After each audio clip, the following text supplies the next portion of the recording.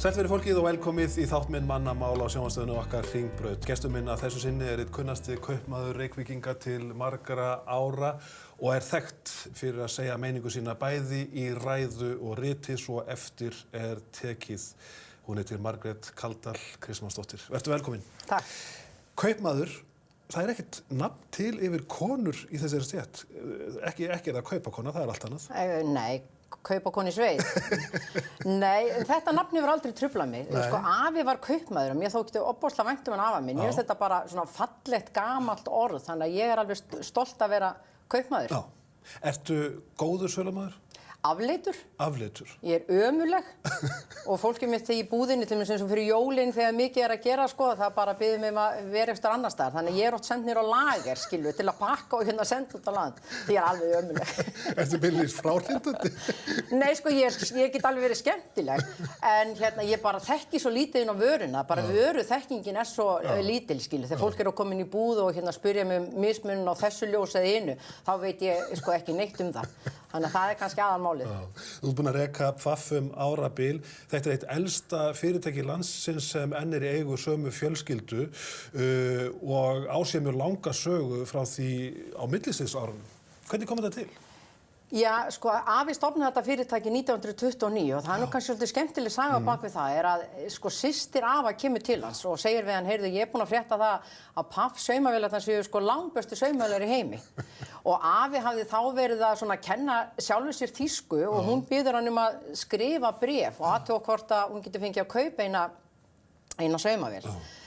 Afi gerir það, nokkru viku seinna kemur bréf tilbaka og þá sagt, þú getur ekki fengið að kaupa eina vél, en ef þú getur keypt 6, þá getur þú fengið umboðið fyrir Pfaff á Íslandi. Þannig að þannig byrjaði þetta nú. Og þetta gekk eftir? Þetta gekk eftir. Já. Og búið að lifa í mannsaldur?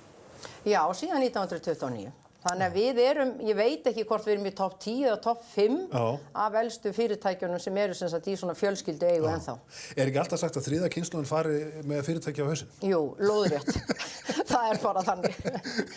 En þér hefur ekki tekist það? Nei, og miðað við stöðun á fyrirtækinu í dag, við erum að reka mjög gott fyrirtæki, við erum að skila fínni afkomu og við skuldum ekki krónu. Þannig að ég held ég megi nú hafa mig alla við úr þessu til þess að gera það.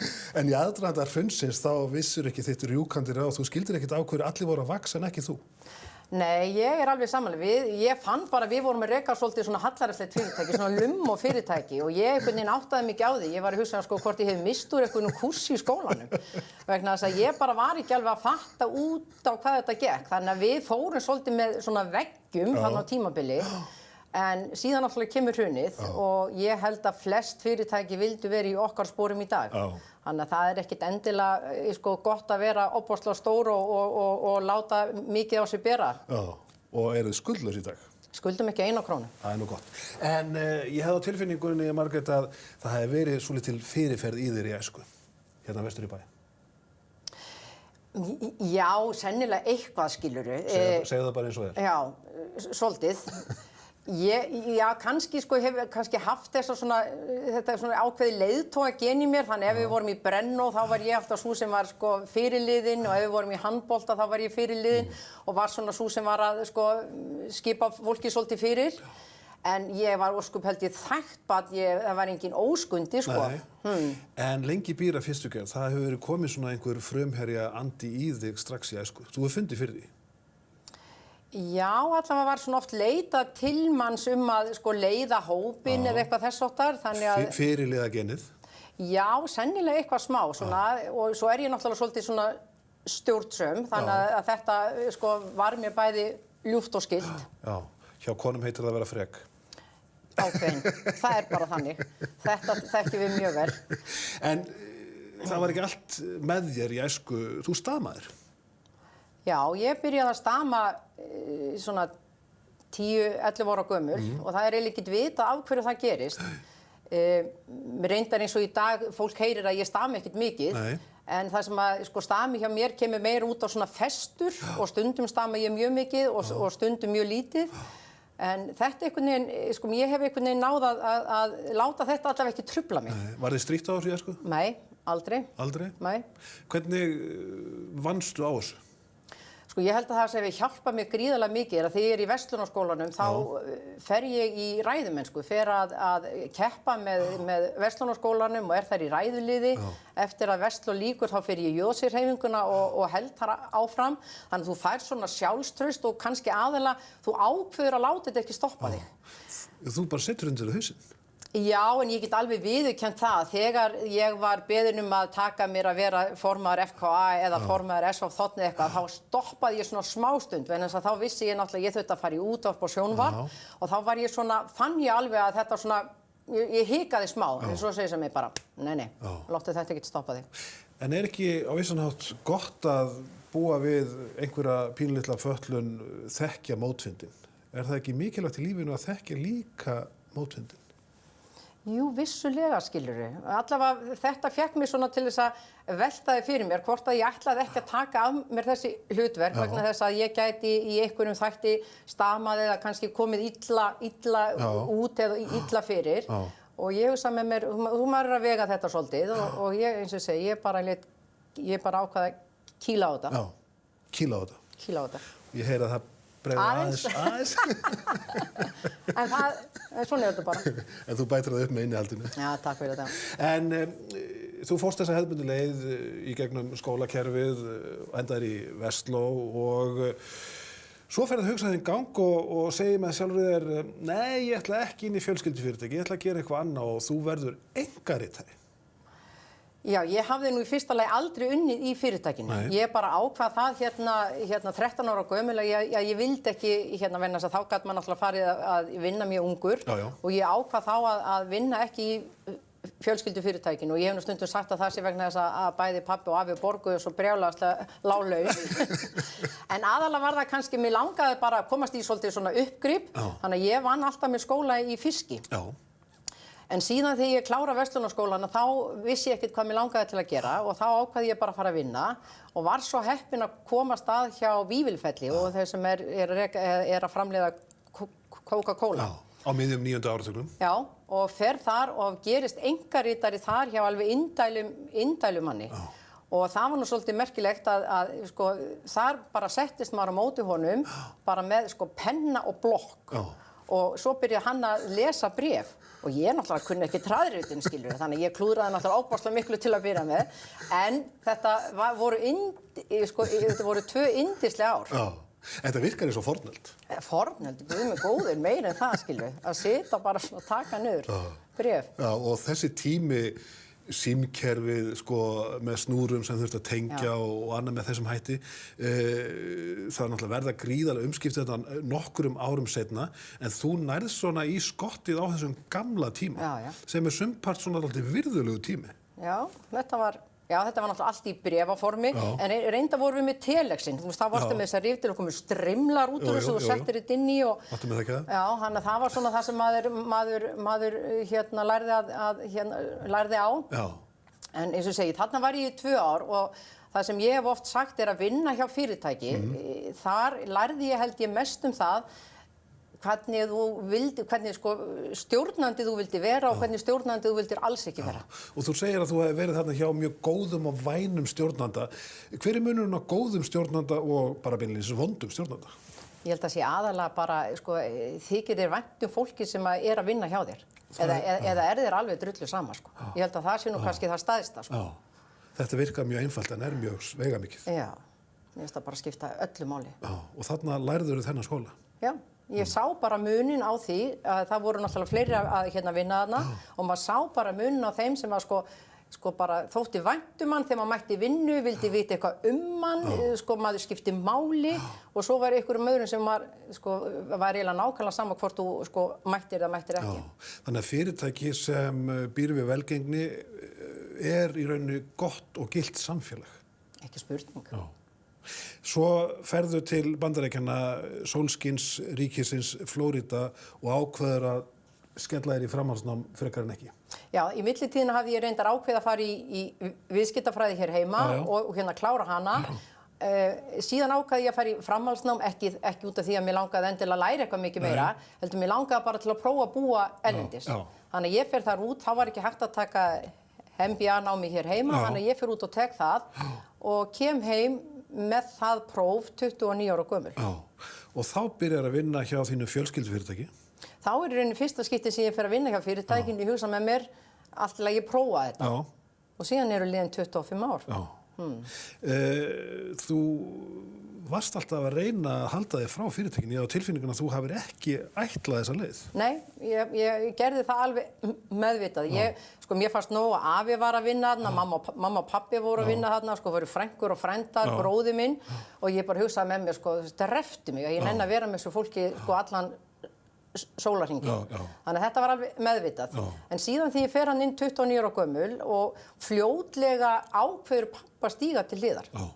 Þannig að pappi í rauninni hættir tiltölulega ungur hjá fyrirtækinu og pappi kunni þetta. Hann kunni að í rauninni hætta. Hann bara afhendir okkur fyrirtækið og dregur sig eiginlega alveg í hlé. Þannig að hann var ekki hér á öxlunum á okkur næstu árin eða áratugina eftir. Hann bara treysti okkur.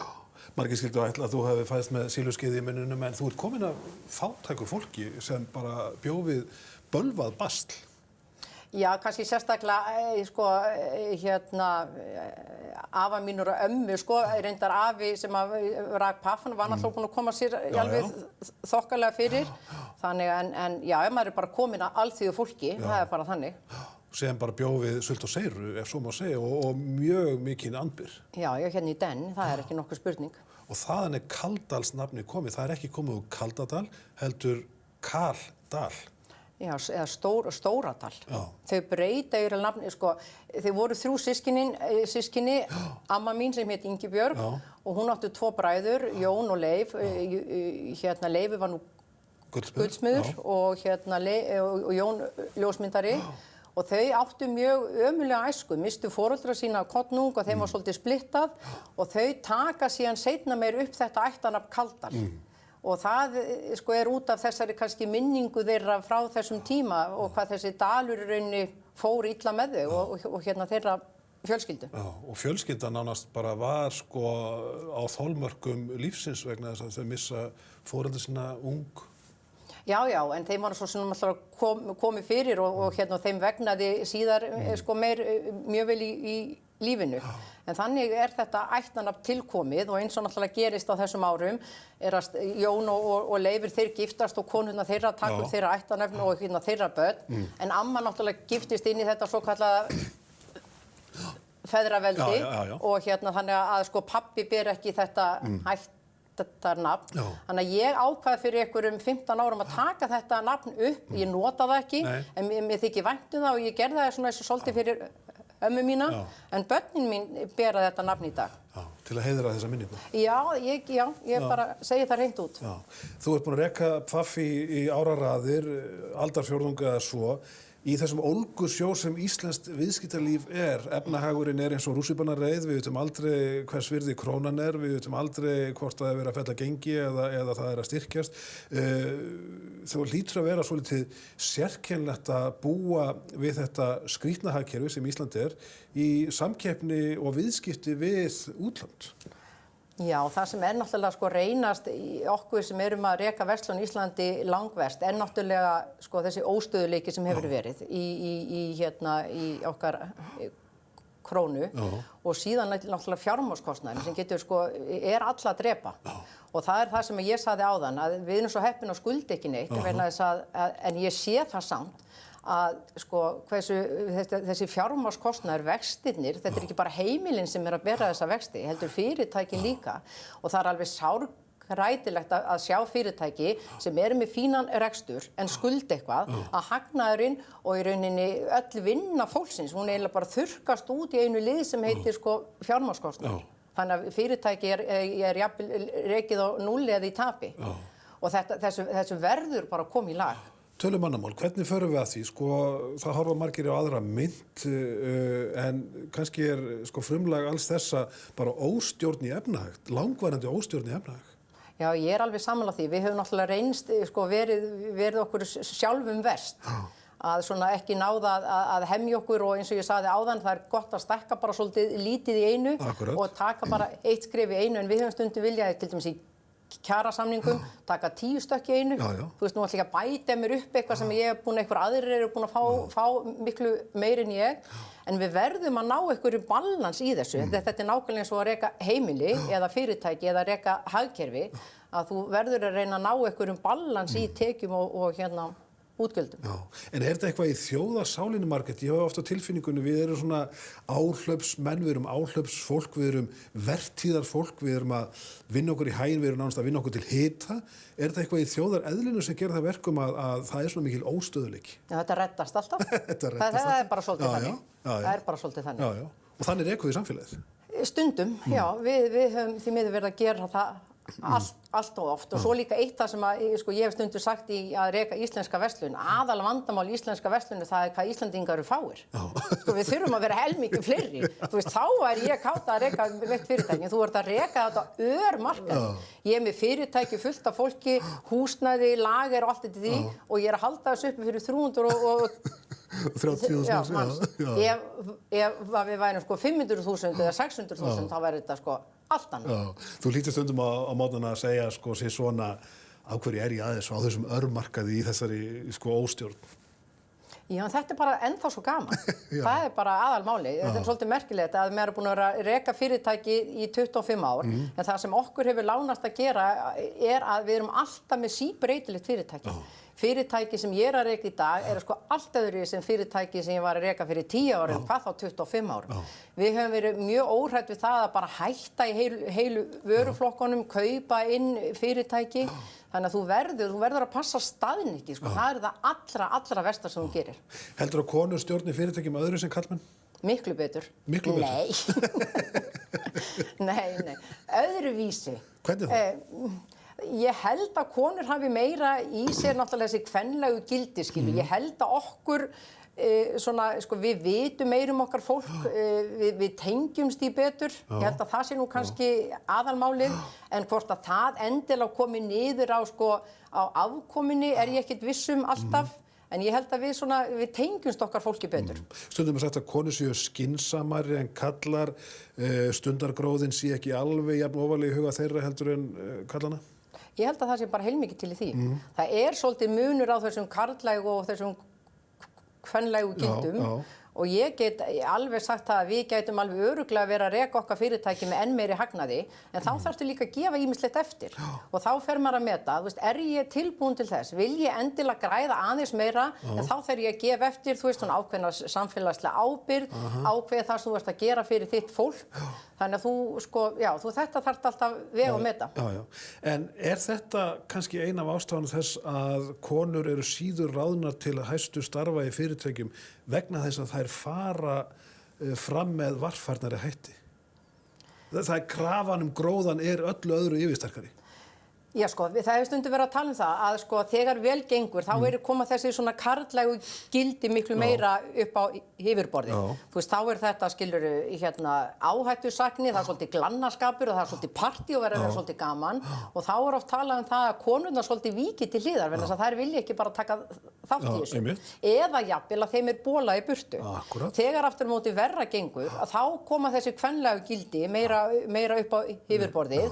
Þá þarf svona að taka utan fólkið, passa upp á það og passa upp á það, segja öllum að þetta muni fara vel. Þannig að nú erum við svolítið í uppsveiflu og þá erum við að sjá aftur að staða kvenna, að hún er að versna. Það er engin kona forstjóri fyrirtækis í Kauphöllinni í dag? Nei, til dæmis. Er það skammarlegt? Ég myndi segja það.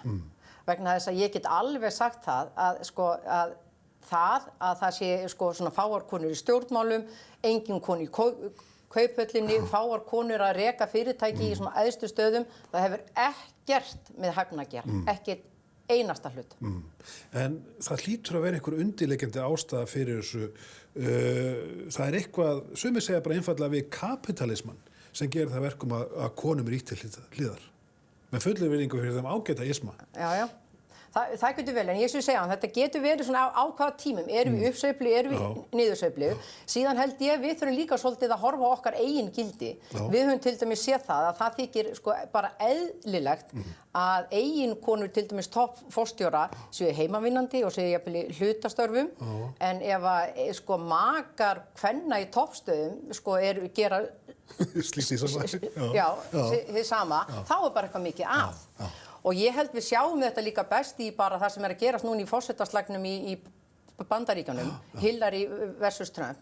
Sko, ef að Trump væri kona og Hillary karl, þá væri staðan 90-10 og 95-5. Sko, Hillary kemist aldrei upp með það sem að Trump að gera. Þetta með ólíkindum. Þannig að sko, okkar viðhorf, gagnvart því hvað konum leyfist og körlum leyfist, það bara, við erum ekkert komið lengri það. Sumar konur í stjórnunarstöðum segja umbúðalaust að þær hafi orðið fyrir miklum, jafnvel langvarandi fordómum sem stjórnendum. Þeim einfallega tekið sem skvísum en ekki stjórnendum. Hefurðu fundið fyrir þessu? Nei, ég hef nú ekki fundið fyrir þessu. En auðvitað heyrir maður svona þessa brandara, skiljur, eitthvað svoleiðis. Nei, ég held það nú ekki, skiljur. En ég líka finn samt að það óbáslegur styrkur í þegar við erum orðnar sko fleiri en ein og fleiri en tvær. Þegar þú ert ein, þá ertu bara svolítið veik. Þú ert bara að reyna að fitta svolítið inn í hópinn. Berskjölduð. Já, þú ert það bara. Þú ert að reyna bara svona að lifa af og svo færðu ykkur aðra með þér og þá þið komið svona sem tím. En leiður orðnar fleiri að þá bara breytist kúltúrinn, sko. Því þá ertu ekki ein á móti öllum strákunum og þannig að það það sem að skipta svo miklu máli. Það þýðir ekki að setja bara ein á konu einhvers staðar eða tvær. Þess vegna verðum við að ná þessu jafnræði. Þú hefur skrifað magnaða pistla á undanförnum misserum meðal annars hér á hringbraut.is hjá okkur sem eftir hefur verið tekið og þú ert svolítið að hugleiða ástand og ásíkomulag samfélagsins okkar og meðal annars bent á það að við erum fyrsta kynslóðin, ég og þú, sem skilum samfélaginu okkar til barnanna okkar í verra ásamkomulagi heldur en við fengum það. Börnin okkar búa við verri hag heldur en þegar við vorum ung. Já, við erum bara að standa okkur ömurlega sem þetta. Og við verðum bara að fara að taka okkur tak. Nú er ég 2 börn, 21 og 25 ára og ég bara sé það þegar ég á þeirra aldri og versus þau núna að bara lífsbaráttan þeirra, hún miklu erfiðari. En þetta með ólíkindum? Þetta með ólíkindum og mér finnst við sem samfélag þurfum að fara að velta þið fyrir okkur hvað við erum að gera þessari kynslóð. Hvernig klúðruðum við þessu? Hvað hefur langan tíma, skilur? Ég held að þetta sé svo sem ekkert eitt. Þú getur bent á hrunið og þar fram til götunum, en ég held líka að þetta sé bara spurning forgangsröðun. Og við erum líka bara svolítið frek. Og ætlumst bara til að einhverjir aðrir skaffi þetta eða þetta komi bara eftir einhverjum sjálfsögðum leiðum, en það gerir það ekki.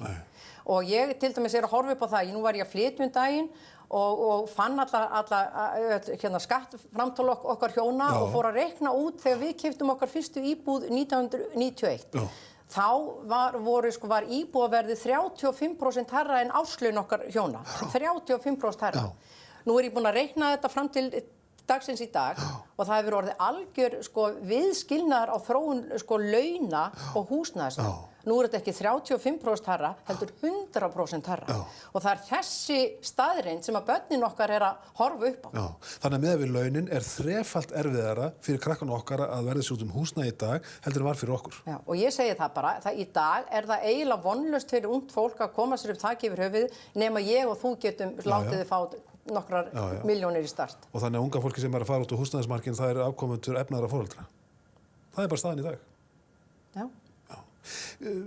Einhvers staðar á þessari vegferð klikkuðum við, ég og þú og annað fólk sem að skila börnunum okkur út á vinnumarkað, út á húsnæðismarkað við vonlausar aðstæður.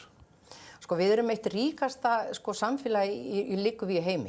Við eigum svo mikið af náttúruauðlindum, það reyndar mörg lönd sem hafa meiri náttúruauðlindir, en við erum svo fá, þannig að þessar náttúruauðlindir skiptast niður á svo fáa aðila. Og við erum bara búin að halda á þessu með hörmulegum hætti. Og mér liggur við að segja, að við séum rænd á hverjum einasta degi. Og nú bara, svo ríkisstjórn sem tekur við, hún verður bara að hafa það sem algjört forgangsmál að deila þessum auði með réttlætari hætti. Af því við höfum ekki verið að gera það. Og það pirrar mig óbóðslega þegar nú að koma fram einhverjir aðilar sem að segja að það sem við ætlum að byrja að gera að lækka skatta. Það forgangsmál að fara að lækka skatta hér? Eigum við ekki að velta það fyrir okkur að koma heilbrigðiskerfinu í lag, koma innviðunum í lag, koma skólakerfinu í lag? Forgangsmál að fara að lækka skatta á tekjuhæsta fólki? Og ég held, það sem meira ég held að mikið fólk vilji ekki einu sinni að skattarnir þeirra séu lækkar. Það vill bara búa í samfélagi þar sem að þú veist veist að þessi hlutir í lagi sem ég var að tala það sem aldraðir og öryrkjar sko, þurfi ekki að hafa áhyggjur af afkominni, það sem að 6-7 þúsund börn sko, búi ekki við fátækt, byrjum á að koma þessum hlutum í lag og þegar við erum búin að því, þá getum við fara að segja, þú veist, ok, getum við kannski fara að lækka eitthvað skatta. En það ekki forgangsmálið. Við þurfum að jafna byrðarnar og til þess meðal annars að geta gert betur við okkar börn. Af hverju í ósköpunum ertu ekki í pólitík? Já. Nú ertu kjaftsstopp. Ég get nú svo sem sagt, það hafa margir komið að máli við mig. Ég hef bara aldrei séð mig þar, en ég hef alltaf sagt, mér langar til að vera ráðherra. Ég held ég yrði brjálæðislega góður ráðherra, þannig ef ég fengi ráðherraembætti þá ég til. Já, segir Margrét Kaldal Kristmannsdóttir sem hefur verið gestur minn að þessu sinni. Bestu þakkir fyrir yndislega samveru hér í þessum þætti að þessu sinni, en þættinum að ljúka. Við þakkum Margréti fyrir hennar innlegg í þjóðfélagsumræðuna. Þörf áminning þessi orð sem hún hefur látið frá sér fara í þessum þætti.